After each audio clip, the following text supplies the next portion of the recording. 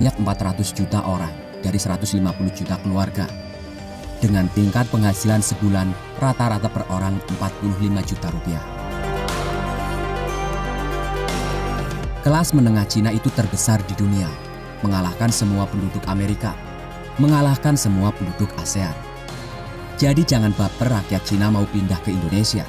Mereka lebih makmur dari kita.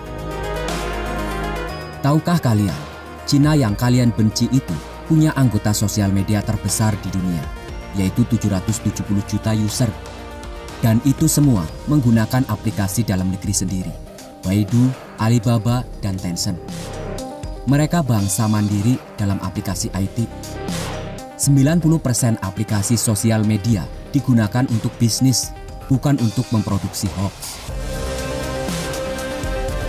Tahukah kalian, 90% supply chain industri di dunia ini dari 11 kategori berasal dari Cina. Kebayangkan kalau hidup mati industri dunia tergantung pasokan Cina. Sepertiga sumber daya alam pembelinya adalah Cina. Kebayang nggak kalau Cina enggak beli? Akan banyak negara ketiga yang bangkrut. Cina yang kalian benci itu menghidupi bisnis pariwisata dunia yang mengirim wisatawan mencapai 150 juta orang setahun. Kebayang nggak kalau mereka nggak bisa wisata ke luar negeri? Berapa banyak bisnis wisata yang bangkrut? Cina yang kalian benci itu, 25% dari top 500 perusahaan kelas dunia ada di Cina. Mereka adalah negara yang mengirim pelajar ke luar negeri terbanyak di dunia. Mereka adalah negara yang membelanjakan biaya riset lebih besar dari APBN kita, yaitu 293 billion dolar setahun. Mereka adalah negara terbesar kedua di dunia yang membangun atas dasar iptek. Cina yang kalian benci itu adalah negara dengan tingkat hutang terbesar di dunia. Namun berhutang kepada rakyat sendiri yang menerapkan skema pinjaman bagi hasil.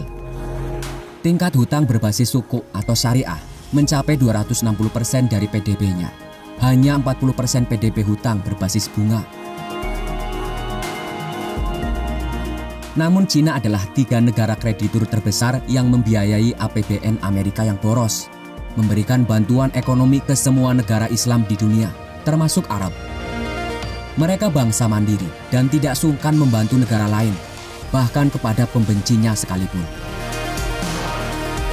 Mengapa kalian tidak belajar dari kesuksesan Cina yang membangun dengan konsep syariah, padahal mereka bukan negara berbasis Islam?